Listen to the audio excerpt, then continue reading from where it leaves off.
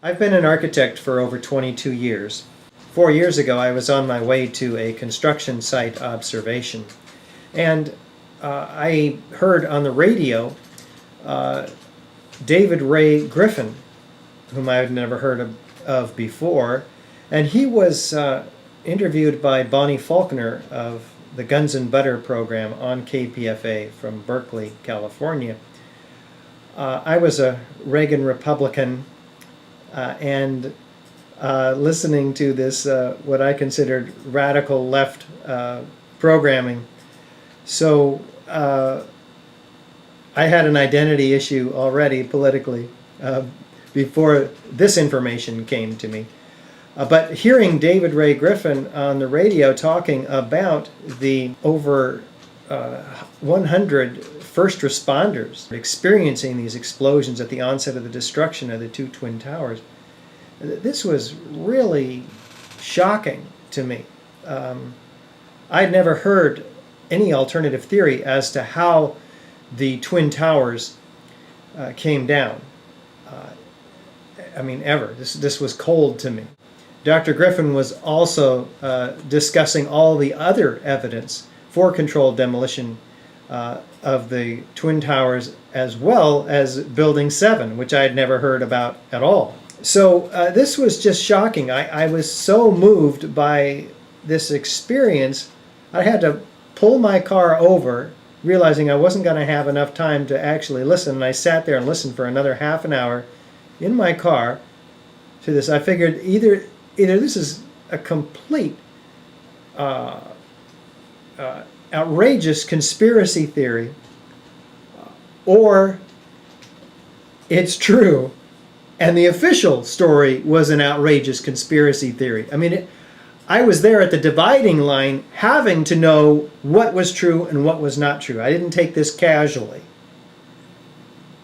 And I'm very disturbed that others do take this decision point, this why in the road of their thinking about 9/11 casually. But I needed to know the truth. I'm an architect. These are buildings. So I listened to the webcast that night from Dr. David Ray Griffin in March of 2006, and they were sold out. He was in town in Oakland, 600 people, and I couldn't even get in. I went to try to get in, and they wouldn't let me in because he was sold out. So I'm listening at home, and I'm just blown away by all this information. So I did more work on the internet. I found Dr. Stephen Jones's PowerPoint. I talked to people in the local 9/11 Truth group, and they seem like reasonable, rational people with a message that's coherent and a concern that's deep and grave about our country as a result of the destruction of these towers, and the fact, as they were adding up, the conclusion that this was some sort of an inside operation. I would have to describe myself as in a state of shock all over again. If this were true, after all, that would mean there'd be some sort of very evil, almost, conspiracy somewhere in United States government and or industry that would allow the murder of 2,700 people, if not plan and execute it consciously. And two wars that has already killed over 1 million people, and the destruction of our civil liberties. This is extremely serious. Every American should be outraged and demanding accountability from government officials. And yet nobody's talking about it. There's no other architects, no other engineers. I had seen pilots for 9/11 Truth by this time, scholars for 9/11 Truth and Justice. But where are the architects? These are buildings. So that it just seemed obvious. There's no other choice. I looked around, left, right. I looked everywhere. There were none. So I put together a little meager website on my own, knew what it had to be called, Architects and Engineers for 9/11 Truth, hoping it would attract somebody who was a whole lot more competent than myself to speak about these technical matters. And of course we have now, 4 years later, 1,400 architects and engineers. We've produced 3 DVDs now. The first one from Winnipeg, 2007, 9/11 Blueprint for Truth, The Architecture of Destruction. We're now producing 9/11 Explosive Evidence, Experts Speak Out, where we've interviewed 45 of our top architects, engineers, high-rise architects, structural engineers, chemical engineers, physicists, and many others with relevant experience, including explosive demolition. We're hoping to get World Trade Center 7 on PBS television all across the country in 5-minute segments, which will air 500 times. We have spoken now throughout the country and around the world 170 times in 17 countries altogether. We've done over 160 radio interviews. We've gone to Congress and hand-delivered our Blueprint for Truth DVD, our new 9/11 Investigator newspaper, and our brochure to every congressman in Washington, D.C.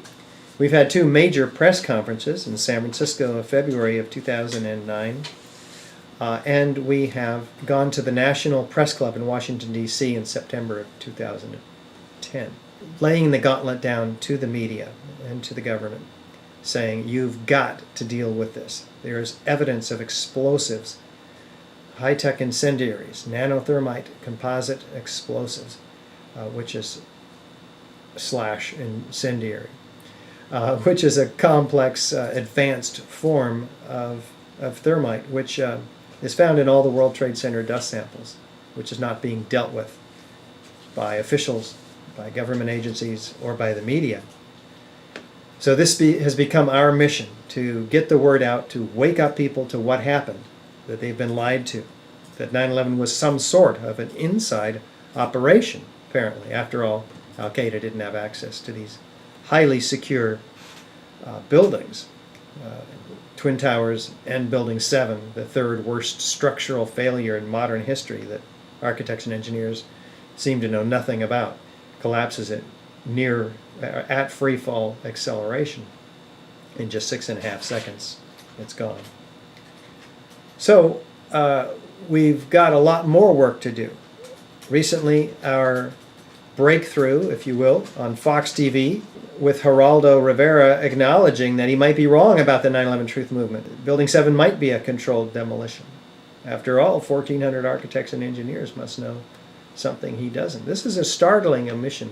So let's continue the work. We have an extraordinary amount of work yet to do to wake up the critical mass of Americans who will turn the tide and make people aware that this particular false flag operation against the American people and blamed on terrorists has wreaked havoc, and the next one will wreak even more havoc if we don't wake up. So let's do everything that we can. Send the ae911truth.org link to every architect and engineer that you can find, and everybody else that you know. You can do that sitting in front of your own home computer. There's much more that you can do. You can be out in the streets. You can screen the film 9/11 Blueprint for Truth. There's so much more. We may not have the luxury of time. So let's do everything we can to band together and create a groundswell of public outrage, demanding a new investigation of these 3 World Trade Center high-rise collapses.